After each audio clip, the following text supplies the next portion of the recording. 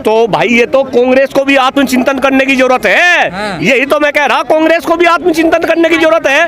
रंडू को तो कोई अपना घर भी किराए पे नहीं देता। और हाँ बताऊंगा रंडुआ क्या है, अरे बताऊंगा, रुक जाओ, तब राहुल गांधी पे चले गए। पहले ये तो बात सुन लो। वो ये कह रहे थे कि भाई रंडू को तो कोई अपना घर भी किराए पे नहीं देता। बहुत बड़ी चूक होगी, हमने तो इन्हें देश दे दिया और प्रदेश दे दिया। हाँ यह भी बात आपने मैडम बिल्कुल सही कह दी। बिल्कुल आपने जो है दुखती रख पे मेरी जो है हाथ धर दिया। मैं आपको अरे रुक जा, उनकी बता लूं या तेरी बता लूं पहले, मान जा जालिम।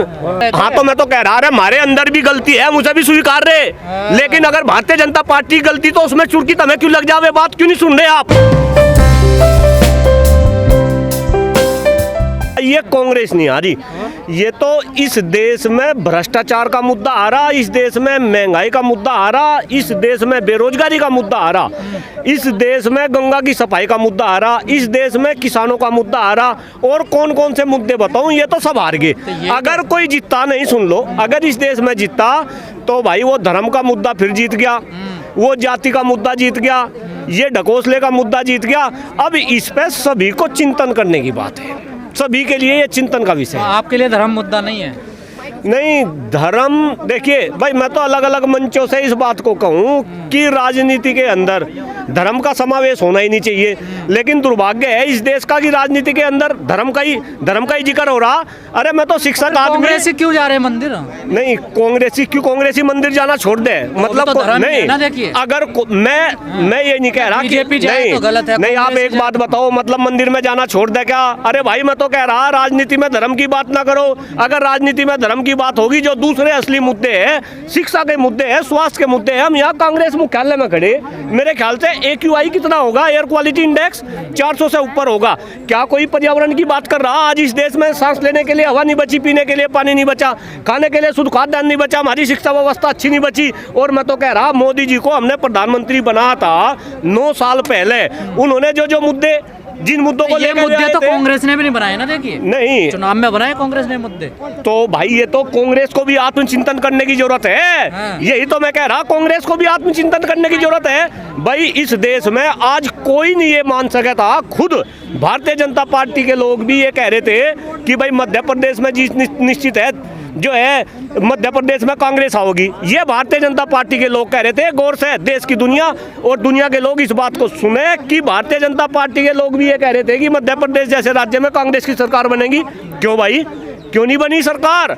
इस पे भी मंथन करना पड़ेगा, इसमें कांग्रेसियों को भी मंथन करना पड़ेगा और देश की जनता को भी मंथन करना पड़ेगा। मैं आपको बताऊं, वोट जिम्मेदार कौन है? हाँ, इस हार का जिम्मेदार हम हैं, आम पब्लिक है हार की जिम्मेदार। मैं आपको बताऊं, इस देश के अंदर तेलंगाना में जीत का श्रेय किसको जाएगा? नहीं, तेलंगाना में जीत का श्रेय जाएगा जो पड़ोसी राज्य है कर्नाटक, वहां पे हम जीते। इसके बाद में उसका असर तेलंगाना में देखा गया। तेलंगाना में जीत का श्रेय जाएगा राहुल गांधी जी को। राहुल गांधी जी जो हार का श्रेय तुम्हें जाएगा और जीत का राहुल गांधी जी नहीं। क्यों भाई, अगर राहुल गांधी जी ने मेहनत करी, नहीं वाहवानी जो हकीकत है। एक बात बताओ, इस देश में वोट डालने वाले कौन है भाई? गंभीरता से क्वेश्चन ना करो। इस देश में वोट डालने वाले हैं इस देश के किसान, इस देश में वोट डालने वाले हैं इस देश के युवा, इस देश में वोट डालने वाले हैं इस देश के कर्मचारी।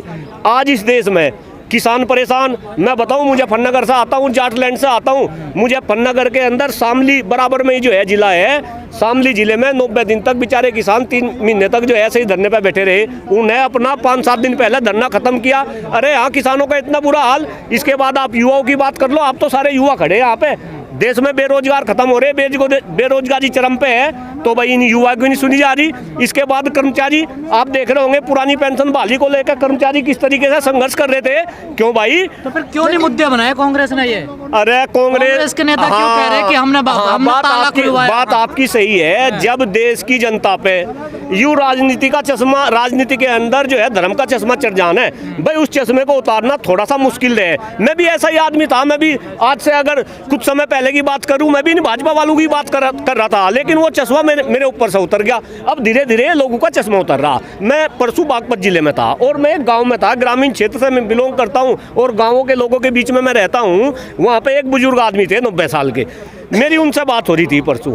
तो उन्होंने पता क्या कहा, 10 साल पहले वे क्या कह रहे थे? 10 साल पहले वही बुजुर्ग आदमी मुझे ये कह रहे थे कि भाई भाजपा को जिताओ, भाजपा को जिताओ। अब मैं उनसे पूछता था 10 साल पहले कि भाई भाजपा को क्यों जितावे, तो वे कहते थे मोदी योगी आएगा, देश से महंगाई खत्म होगी, काला धन जो है वापस आएगा, भ्रष्टाचार खत्म होगा, किसानों की आमदनी ये दुगनी कर देंगे, गंगा को निर्मल एवं पवित्र कर देंगे।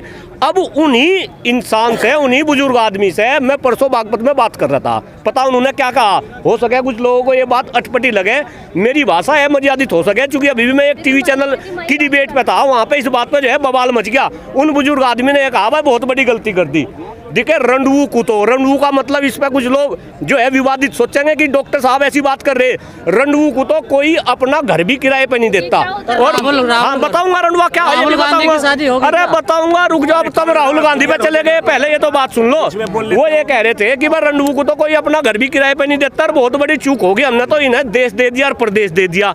कहीं ना कहीं आज लोग इस बात को समझ रहे कि आपने किसको क्या दे दिया। मैं तो आपको ही बात कर रहा, भाई आप भी तो सारे के सारे युवा पत्रकार हैं। अरे आपके अंदर हिम्मत नहीं बोलने की?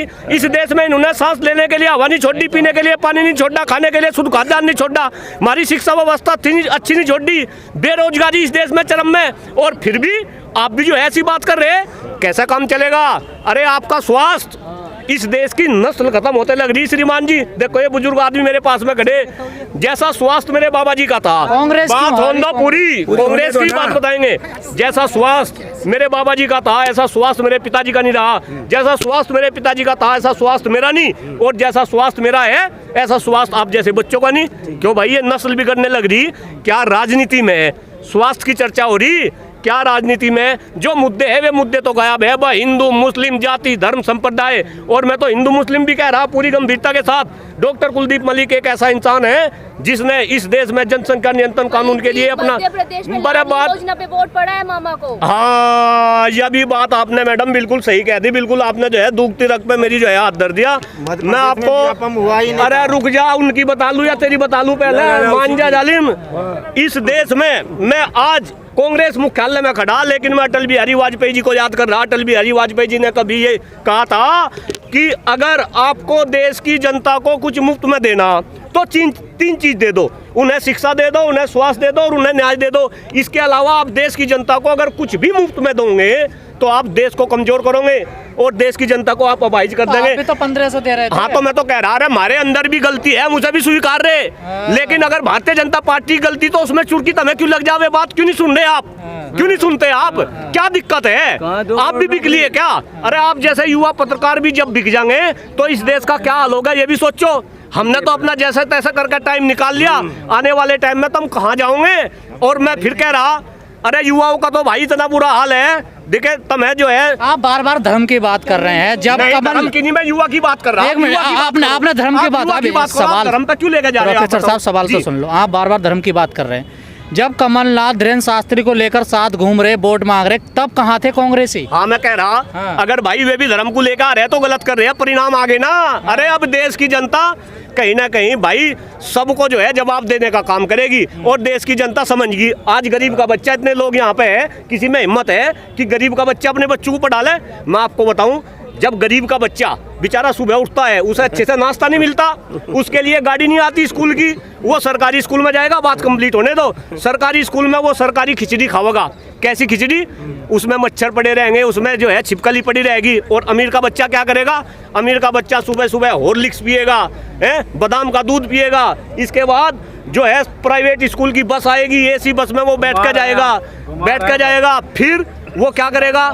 अब आप एक बात बताओ, जब ये दोनों बच्चे निकलेंगे अपनी एजुकेशन लेके, फिर दोनों में कंपटीशन होगा। कंपटीशन में हॉर्लिक्स बादाम पीने वाला जीतेगा या ये खिचड़ी खाने वाला जीतेगा? तुम समझ जाओ। सही को सही आप घुमा रहे हैं बात को, सीधा सीधा बताओ क्यों हार गए? अरे मैं नहीं घुमा रहा भाई, घुमा तो इस देश की मीडिया रही, इस देश की मीडिया घुमा रही। और मैं बताऊं, मैं तो बड़ा जो है बात चंबित हो रहा कि आप भी इस तरीके से बात कर रहे। जितने भी भाई यहाँ खड़े जिन्होंने ये माइक मेरे सामने लगा रखा, मेरे ख्याल से सबकी उम्र 18-28 के बीच में होगी।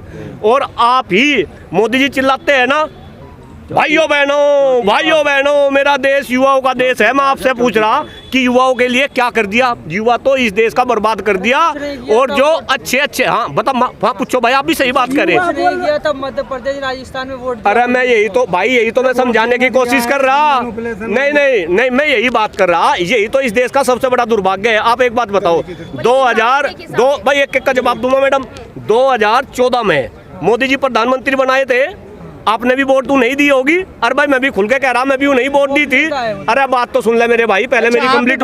अरे भाई एक की बात का जवाब दूंगा, सब खत्म होने का नहीं। हाँ मैं भी भक्त था, मैं भी भक्त था। ये भक्ति का चश्मा मेरे ऊपर से उठ गया। और आज इन्हीं भारतीय जनता पार्टी वालों की छाती पे चढ़ के डॉक्टर कुलदीप मलिक बोल रहा। और भाई मैं तो ऐसा क्रांतिकारी जगह से आ रहा, मुजफ्फरनगर से। मुजफ्फरनगर जिला पश्चिम उत्तर प्रदेश के अंदर वो जिला है जिसने भारतीय जनता पार्टी को विश्व की नंबर 1 पार्टी बनाया। आप याद करो, हिंदू मुस्लिम की बात हुई, मुजफ्फरनगर जिले में दंगा हुए 2013 में, और उन दंगों के बल पे भारतीय जनता पार्टी अब जो है विश्व की नंबर 1 पार्टी है। लेकिन मैं आपको आश्वासन दे रहा, यही जो है कांग्रेस मुख्यालय से मैं आश्वासन दे रहा कि आने वाले समय में पश्चिम उत्तर प्रदेश, मुजफ्फरनगर और शामली जैसा जिला इसी भारतीय जनता पार्टी को जमीन में गाड़ के जो है आपको दिखाएगा। आप क्या बात कर रहे हैं जी?